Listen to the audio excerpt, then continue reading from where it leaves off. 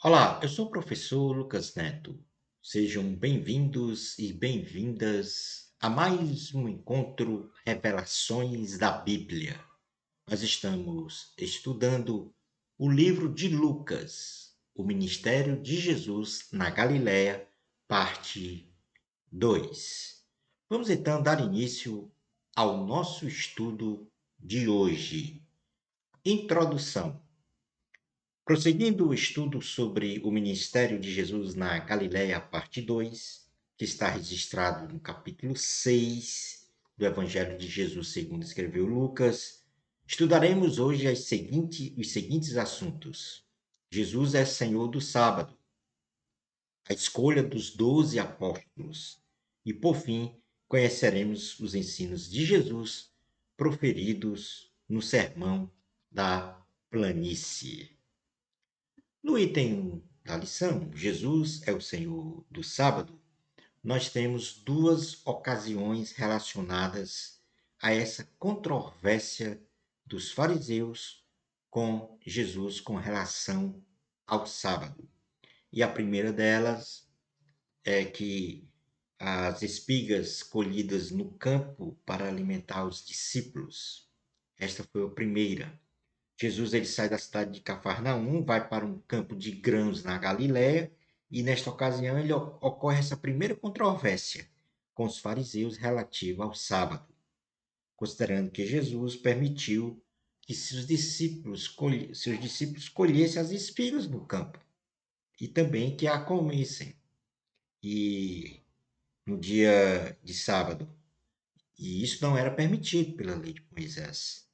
Então Jesus justificou aos fariseus que a ação de seus discípulos de colher as espigas no sábado para se alimentarem, ele comparou também com a ação realizada pelo rei Davi e seus companheiros, que para se fortalecerem, também comeram dos pães do templo no dia de sábado, que somente ao sacerdote era permitido fazer.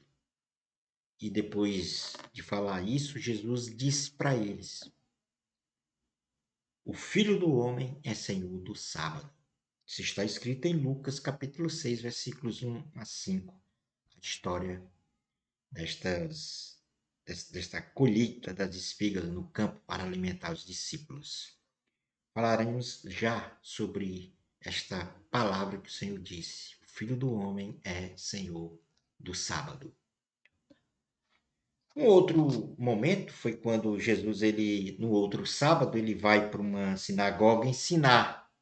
E lá ele encontra um homem com a mão atrofiada. Percebendo que os fariseus estavam de prontidão para observar se ele curaria aquele homem no sábado e acusá-lo da quebra da lei de Moisés novamente, então Jesus pediu para o homem que ficasse em pé e perguntou a todos se era permitido fazer o bem ou o mal no sábado e salvar uma vida ou arruiná-la.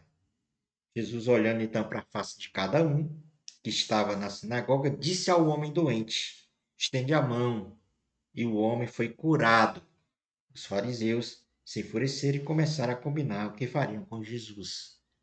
Então, aqui nesses dois episódios, foi o que Jesus fez. Ele permitiu a colheita das espigas e que os discípulos se alimentassem do milho. E também permitiu não, realizou a cura de um homem com a mão atrofiada também no sábado. Mas ele disse uma frase: o Filho do Homem é Senhor do sábado. Então vejamos agora o que estava por trás desse ensinamento de Jesus, em dizer que ele, Filho do Homem, é Senhor do sábado. Jesus, o Filho do Homem, o Messias, em sua humanidade, ao inaugurar uma nova ordem religiosa administrada mediante o poder do Espírito Santo e pela graça de Deus, Pai, ele estabelece aqui novos princípios que regem o governo espiritual da igreja, inclusa no reino de Deus. A igreja está inclusa no reino de Deus. Então, as escrituras registram pelas suas próprias palavras que Jesus tem toda a autoridade nos céus e na terra. Significa que ele tem toda a autoridade sobre a lei e as instituições. Significa que ele pode mudar o conteúdo de um princípio, mas não fez em nenhuma dessas ocasiões. Mas também é importante que quando ele disse o Filho do Homem é Senhor do sábado, ele estava dizendo, eu sou superior ao sábado. Jesus é superior ao sábado, podendo fazer neste dia o que ele desejar, bem como ensinar a aplicação desta lei, desde que não seja contrário à palavra do Senhor ou à essência do cristianismo. Então, nestas duas ocasiões, o que aconteceu foi que, tanto na colheita das espigas, como também na cura deste homem com a mão atrofiada, Jesus, e isso bem controverso com relação a essa posição legalista dos fariseus, o que Jesus fez foi o seguinte: ele não mostrou rebeldia, ele não mostrou desobediência, ele não mostrou disposição de quebrar um princípio da lei do sábado, e muito menos de qualquer um dos 10 mandamentos. Mas Jesus ele mostrou o seguinte, que Deus ele se preocupa com as necessidades das pessoas, que estão acima de regras e de tradições e manifestações externas religiosas. E nesse sentido, ele é, ele diz assim, olha, as necessidades das pessoas, quer seja da alma, quer seja biológica, o que for, elas estão acima, ou seja, elas são superiores aos ritos e tradições religiosas. Pois os fariseus estavam muito mais preocupados com as tradições religiosas, com os ritos, com os rituais, porque a necessidade de um ser humano ela é atendida, sabe que? Na base do amor. E foi isso que Jesus fez. Ele demonstrou o seu inigualável amor ao ser humano, dando sua vida na cruz do Calvário. Significa, então, que o amor ele é o espírito da lei, porque Deus é amor. E a palavra sempre nos exorta a fazermos o bem sempre a todas as pessoas, sem qualquer acepção. Afinal de contas, Deus é amor. E Jesus disse: eu sou o Senhor do sábado. E na primeira carta a João, nós temos exatamente esse princípio do amor. No capítulo 4, no versículo de número, a partir do versículo 7, ele diz assim: amados, amemo-nos uns aos outros, pois o amor vem de Deus. E todo aquele que ama nasceu de Deus e conhece a Deus. Aquele que não ama não conheceu a Deus, porque Deus é amor. Nisto se manifestou o amor de Deus por nós. Deus enviou o seu Filho único ao mundo para que vivamos por ele. Nisto consiste o amor. Não fomos nós que amamos a Deus, mas foi ele quem nos amou e enviou-nos, seu Filho, como vítima de expiação pelos nossos pecados. Amados, se Deus assim nos amou, devemos nós também amar-nos uns aos outros. Ninguém jamais contemplou a Deus. Se nos amarmos uns aos outros, Deus permanece em nós e o seu amor em nós é realizado. Nisto reconhecemos que permanecemos nele e ele em nós. Ele nos deu o seu Espírito. Ninguém ama com amor ágape, com amor de Deus, se não tiver o Espírito Santo em si. Mais do que isto, Jesus veio ensinar ou anunciar a chegada do reino de Deus para a salvação de toda a humanidade. Estabelecendo, então, um novo descanso, que é o descanso da vida eterna. Ou seja, uma vida eterna com Deus. E isto para os que creem na salvação em Cristo Jesus. Porque na carta aos Hebreus, capítulo 4, Jesus vai dizer, aliás, a palavra de Deus vai dizer exatamente isso. Ou seja, ele diz lá no versículo de número 9 o seguinte, Hebreus 4, 9, diz assim a palavra do Senhor. Por isso ainda fica em perspectiva para o povo de Deus um repouso de sábado. Aqui ele não estava falando na questão do dia em si, mas um descanso eterno em Cristo. Porque ele diz no versículo 10: Pois aquele que entrou no seu repouso descansou das suas obras, assim como Deus descansa das suas. Aquele que entrou em seu repouso descansa das suas obras, assim como Deus descansa das suas. Aquele que entrou no repouso de Deus, ou seja, a vida eterna, descansa das suas obras. Então, é esse descanso que agora essa nova ordem religiosa realiza, porque na realidade o Antigo Testamento ele vem proferindo isso, o descanso, a vida eterna em Cristo Jesus.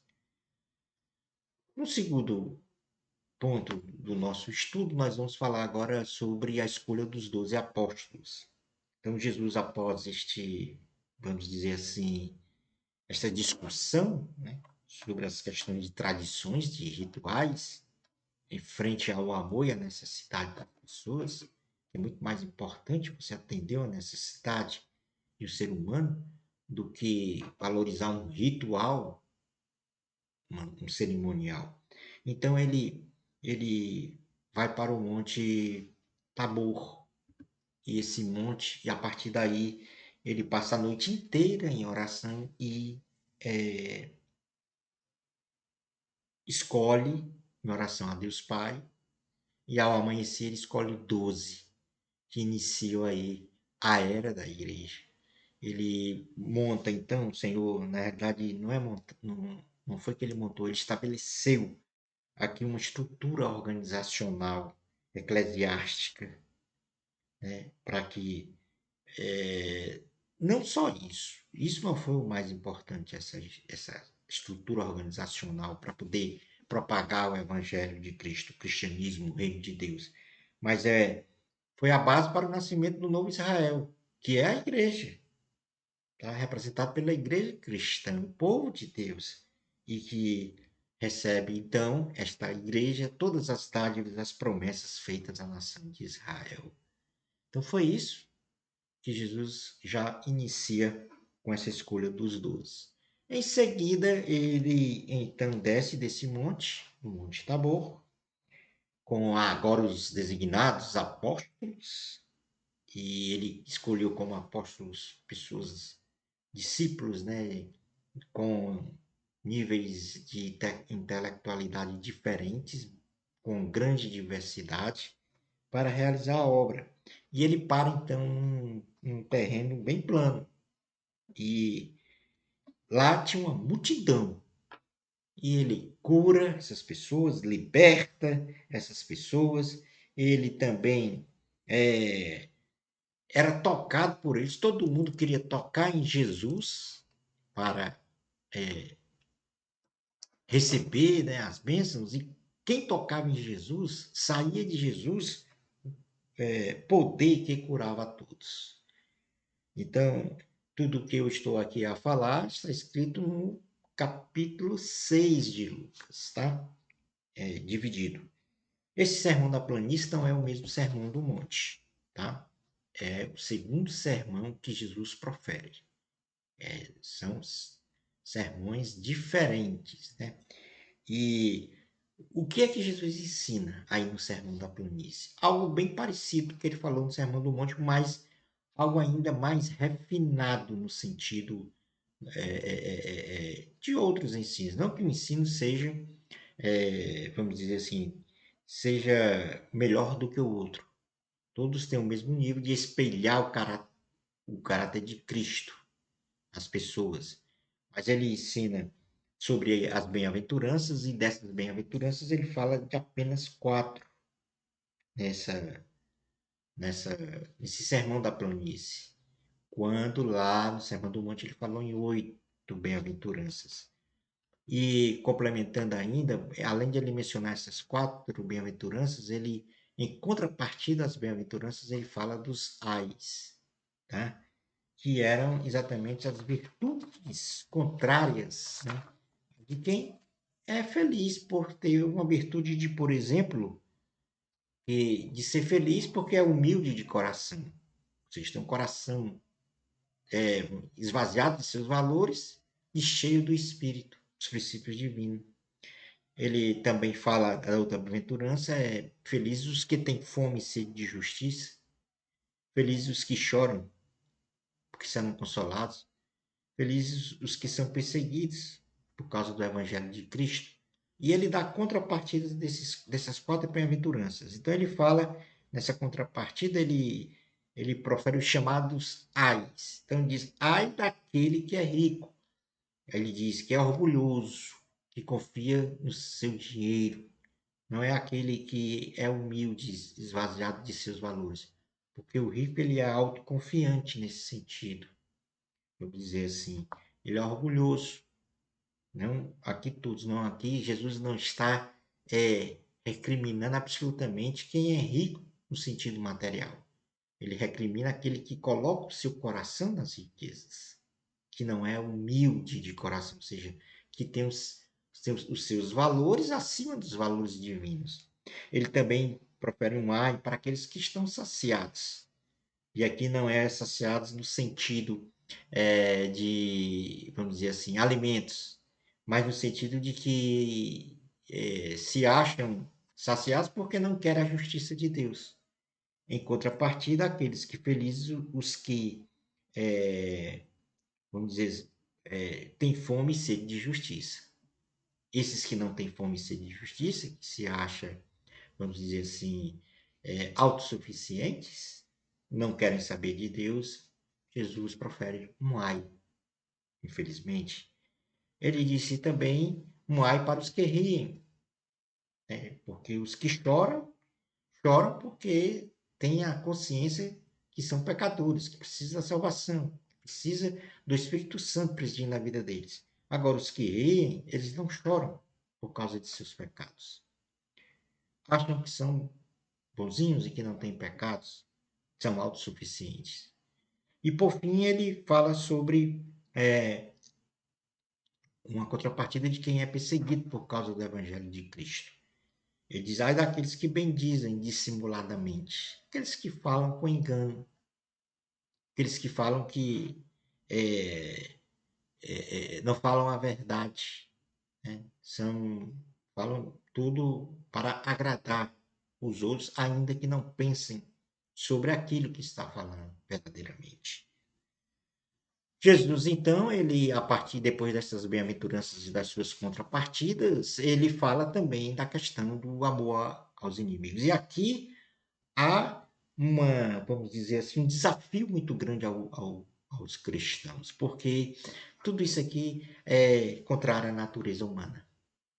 Amar os inimigos. Amar aos inimigos.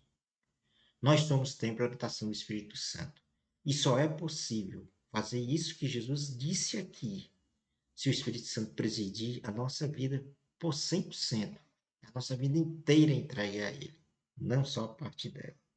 Porque a natureza humana não permite fazer isso que Jesus está dizendo aqui. Ele disse que nós devemos amar os inimigos, que nós devemos fazer o bem aos que nos odeiam.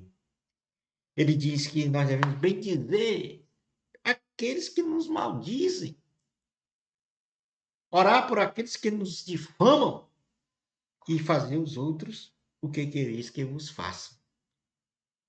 Não há lógica para o homem natural sobre isso daqui.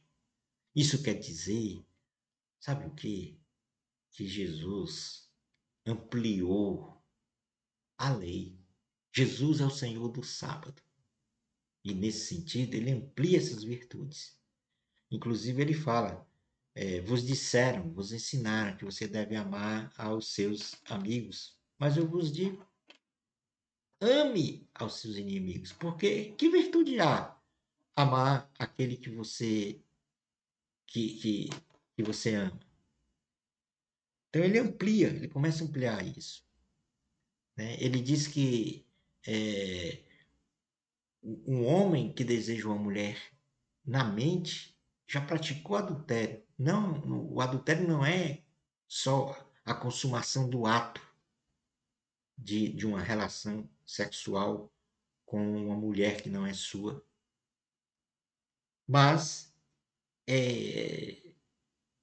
no caso, sua esposa. Porque a relação sexual é exatamente a consolidação de um amor verdadeiro entre um homem e uma mulher. Então, se este homem busca uma outra mulher, e aí ele comete adultério. Mas Jesus ampliou esse conceito dizendo, ó, só o pensar em desejar uma mulher que não é a sua esposa já é. Isso já é pecado. Então Jesus foi ampliando. Por isso que ele disse, eu sou superior ao sábado, eu sou superior à lei. Se bem que Jesus, por ser superior à lei, cumpre toda a lei. Bom, ele também fala sobre a questão, ele continua a ensinar e começa a também proferir aqui vamos colocar aqui três fortes exemplos. Então ele diz, olha, a quem te ferir na face, oferece a outra. E não é o sentido só literal de dizer, ó, uma pessoa lhe deu um tapa no seu rosto desse lado, agora você vai virar e eu dei outro tapa aqui. Não, o que Jesus estava ensinando é que o cristão ele não deve ter no seu coração desejo de vingança e ter a disposição de sofrer o dano que alguém lhe causou. Isso quer dizer que você não vai colocar no seu espírito, na sua alma, o desejo de se vingar de alguém que lhe fez o mal. Isso só é possível se a sua vida for presidida pelo Espírito Santo. O homem natural não faz isso. Depois ele diz, a quem te arrebatar o manto, não recuses a túnica. O que é que ele estava dizendo? O cristão ele deve ter domínio próprio. Se você for, vamos dizer assim, roubado, né, por um ladrão, não tenha ódio daquele ladrão. Não manifeste ódio no seu coração. Tenha domínio sobre isso. E se dispõe a perder tudo o que tem fazendo um sacrifício, que é muito difícil ao homem natural isso. Depois ele diz, dá aos outros, você tem que se doar aos outros e não esperar nada em troca. Porque ele estava ensinando, ter a disposição de servir sempre sem esperar vantagens, sem ter interesse do que você vai realizar. Esse aqui, amor aos inimigos. Com esses três fortes exemplos e com o que ele externou, mostrando o que é o amor ágape, tá? Somente com o Espírito Santo no seu coração. Somente o homem e a mulher de Deus de verdade é que tem força interior e poder interior do Espírito Santo para fazer isso. O homem natural não faz isso. Ele tem um espírito de vingança. Ele tem um espírito de destruir as outras pessoas. Carnal, natural.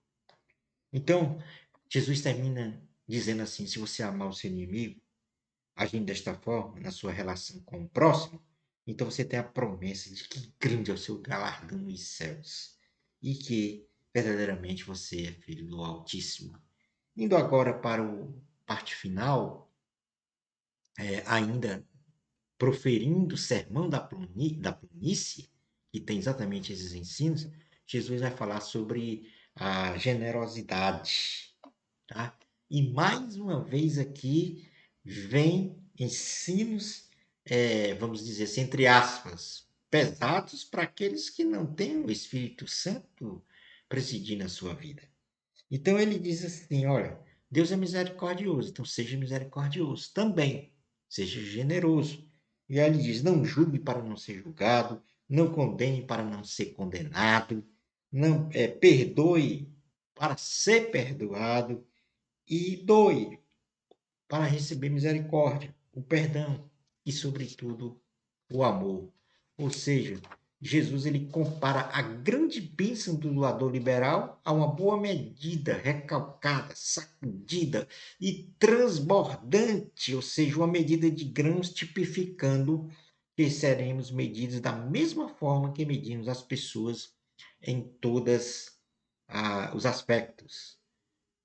Deus é generoso conosco, na mesma medida que somos generosos com as outras pessoas. Há sempre o condicional na vida do cristão. Depois ele termina falando sobre as parábolas da generosidade. Ele diz que um cego não pode guiar outro. Um líder cego, certamente, ele engana seu seguidor e a tendência é que o líder e o liderado caiam num buraco. Um cego não pode guiar o outro. Isto é, cai na perdição, trilhando por caminhos desvirtuados longe do Senhor. Ele diz também que um discípulo deve escolher um mestre certo, porque o aprendizado de um discípulo depende da qualidade de caráter, não é só do conhecimento, mas da qualidade do ser e saber do seu mestre. Ou seja, como há uma tendência neste aprendizado a ser semelhante a seu mestre, nós temos sempre essa tendência, então, buscar os ensinos de Jesus, o mestre dos mestres, nos proporciona um alicerce espiritual firme para a nossa caminhada cristã. Ele volta a falar, não julgue o outro. Ele volta a ensinar que antes de a gente olhar para o cisco que está no olho do outro, a gente retira a trave que está no nosso. Ou seja, ele está dizendo assim: precisamos nos julgar a si mesmo antes de querer corrigir as eventuais falhas de nosso próximo. Porque o ser humano tem a mania de querer corrigir o outro sem fazer uma autocorreção em si mesmo, ou autoanálise sobre as suas virtudes e as suas falhas para serem corrigidas. Ele ainda diz que nós temos que realizar sempre boas ações. E ele fala de uma árvore, né, que nós conhecemos se uma árvore é boa ou má pelos frutos que ela produz.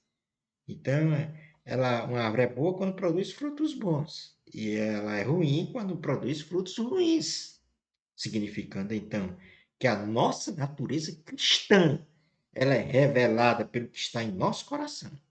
Se nós formos, se, se formos mudados pela graça de Deus, obedecemos a sua palavra e produzimos boas ações e bons comportamentos. Olha, em linhas gerais, o que Jesus está dizendo é assim, que